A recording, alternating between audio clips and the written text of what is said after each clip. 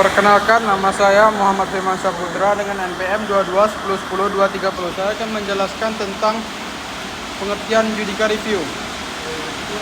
Judicial review adalah proses pengujian peraturan perundang-undangan oleh lembaga yudikatif untuk memastikan aturan tersebut tidak bertentangan dengan peraturan yang lebih tinggi atau konstitusi.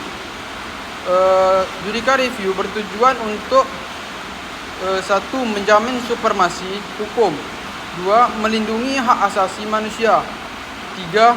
Mencegah penyalahgunaan kekuasaan oleh pembentuk peraturan. 2. Dasar hukum di Indonesia. Dasar hukum judicial review di Indonesia diatur dalam pasal 24A dan 24C Undang-Undang 1945, Undang-Undang Nomor 24 Tahun 2003, Undang-Undang Nomor 7 Tahun 2020 tentang Mahkamah Konstitusi untuk pengujian perundang-undang terhadap Undang-Undang Dasar, Undang-Undang Nomor 14 Tahun 1985, Undang-Undang Nomor 5 Tahun 2004 tentang Mahkamah Agung untuk pengujian peraturan di bawah undang-undang. Jenis judicial review di Indonesia: 1. Pengujian undang-undang terhadap Undang-Undang Dasar 1945 dilakukan oleh Mahkamah Konstitusi (MK). 2. Contohnya, pengujian Undang-Undang Cipta Kerja terhadap Undang-Undang 1945. Pengujian peraturan di bawah undang-undang terhadap undang-undang dilakukan oleh Mahkamah Agung. Contohnya itu pengujian peraturan menteri terhadap undang-undang. 4. Proses pengajuan judicial review.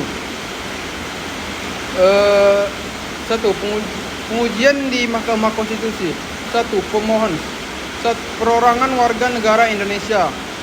2. Kelompok masyarakat adat. 3. Badan hukum publik atau privat. 5. Adalah lembaga negara. 2. Alasan pengajuan: merasa hak konstitusionalnya dilanggar oleh undang-undang yang diuji. 2. Proses. 3. Proses. Pemohon mengajukan permohonan ke MK, pemeriksaan, pendahuluan, kelengkapan administratif. 3. Sidang pleno untuk pembuktian, putusan final dan mengikat. Habis itu pengujian di Mahkamah Agung. 1.